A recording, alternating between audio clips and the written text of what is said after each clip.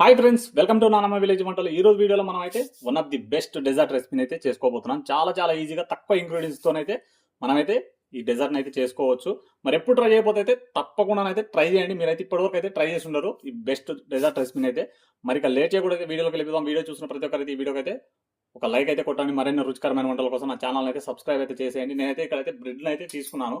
తీసుకునేసి ముందుగానైతే మనమైతే ఈ బ్రెడ్ని అయితే సైడ్ని అయితే కట్ చేసేసేయండి మొత్తం. చూసారు కదా, బ్రెడ్ని అయితే ఈ విధంగానైతే కట్ చేయండి. ఇవైతే సైడ్స్ ఉన్నాయి కదా, దీన్ని అయితే మెత్తగానైతే మిక్స్ అయితే పట్టేసేసి పెట్టుకోండి. ఇప్పుడైతే స్టవ్ దగ్గరికి అయితే వెళ్ళిపోదాం. స్టవ్ వెలిగించేసి ఒక పెనం అయితే పెట్టేసేయండి. పెనం బాగా వేగగానే ఒక టీ స్పూన్ ఆయిల్ వేసి పెనానికి మొత్తం అంటించేసేసి సన్నటి సెగ పైన వీటిని అయితే మనం బ్రెడ్ ముక్కలను అయితే ఒక 20 సెకండ్స్ వేపుకుంటే సరిపోతుంది, ఎక్కువ అవసరం లేదు. సన్నటి సెగ పైన మనం అయితే 20 సెకండ్స్ వేపుకుంటే సరిపోతుంది. ఎక్కువ వేపామంటే మనకైతే డెజర్ట్ అనేది పాడైపోతుంది. చూసారు కదా, ఈ మాత్రం వేపితే సరిపోతుంది మనకు బ్రెడ్ ముక్కలు. మనం బ్రెడ్ వేపే కంప్లీట్ అయిపోయిన తర్వాత వేరే ఒక బాండి అయితే పెట్టేసేయండి, లేదంటే ఒక గిన్నె అయితే పెట్టేసేయండి. గిన్నె బాగా వేడకగానే ఇందులోకి అయితే ఒక 2 కప్పుల పాలు అయితే తీసుకోండి.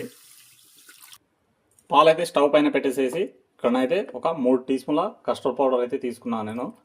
కొంచెం నార్మల్ వాటర్ అయినా సరే పాలైనా సరే పోసేసేసి బాగానైతే కలిపేసేయండి. చూసారు కదా, ఇక్కడనైతే కస్టర్డ్ పౌడర్ అయితే బాగానైతే కలిపేసేయండి, ఉండలు లేకుండా. అంటే మీరు తీసుకునే బ్రెడ్ను పట్టేసేసి నేనైతే ఇక్కడ 3 టీ స్పూన్లు తీసుకున్నాను. ఒకవేళ ఎక్కువ తీసుకుంటే ఎక్కువ తీసుకుని, తక్కువ అనుకుంటే తక్కువ.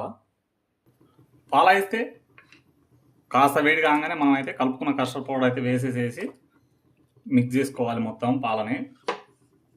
కొంచెం థిక్ అయ్యే వరకు కలుపుకుంటూనే ఉండాలి. ఎక్కువ కలిపారంటే మొత్తం ఖరాబ్ అయిపోయింది.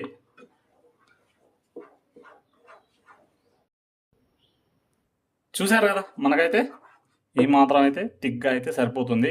మరీ ఎక్కువ ఇచ్చారంటే ఐస్ క్రీమ్ అయిపోయింది. ఇప్పుడైతే వెంటనే స్టవ్ ఆపేయండి. ఒక ట్రై అయితే తీసుకోండి. మనం ముందుగానే బ్రెడ్లు అయితే వేసి పెట్టుకున్నాం కదా, అవి అయితే ఇలానైతే పెట్టేసేయండి మొత్తం.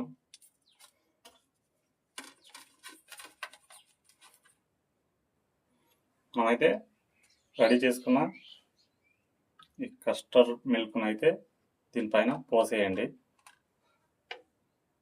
ఒక లేయర్ పోసిన తర్వాత మళ్ళీ ఇంకో లేయర్ని అయితే వేసేయండి. మళ్ళీ బ్రెడ్ పెట్టేసేసి మళ్ళీ కస్టర్డ్ మిల్క్ని వేసేయండి. ఇలా మళ్ళీ ఇంకో లేయర్ బ్రెడ్ను అయితే పెట్టేసేయండి. బ్రెడ్ పెట్టేసిన తర్వాత మళ్ళీ చివరిగా ఈ లేయర్ని అయితే వేసేయండి కస్టర్డ్ మిల్క్ని. ఇప్పుడైతే మనం ముందుగానే బ్రెడ్ అయితే సైడ్లు కట్ చేసేసి పెట్టుకున్నాం కదా, అదైతే బాగా ఇలా రఫ్గా సన్నగా అయితే చేసేయండి. చేసేసేసి మొత్తం పైనుంచి వేసేయండి. అలాగే డ్రై ఫ్రూట్స్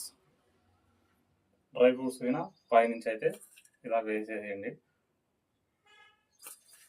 వేసేసేసి ఇప్పుడు 1 to 2 అవర్స్ అయితే ఫ్రిడ్జ్లోనైతే పెట్టుకోవాలి. ఇప్పుడైతే మనమైతే దీని అయితే ఫ్రిడ్జ్లో పెట్టుకున్నాం. 1 to 2 అవర్స్ ఖచ్చితంగా పెట్టాలి. చూసారు కదా, మనమైతే 2 అవర్స్ అయితే ఫ్రిడ్జ్లోనైతే పెట్టుకున్నాం ఈ డెజర్ట్ని. ఇప్పుడైతే ఓపెన్ చేసేద్దాం. పర్ఫెక్ట్గా వచ్చేసింది. ఇప్పుడైతే ఒక స్పూన్ అయితే అలా తీసేద్దాం. అరే, చూసారు కదా, ఇప్పటి వరకు అయితే ఎవరు ట్రై చేయని వరల్డ్లోనే ది బెస్ట్ పర్ఫెక్ట్ డెజర్ట్ అయితే రెడీ అయిపోయింది. ఇప్పుడైతే ఒక గిన్నెలో పెట్టుకొని తినేయడమే.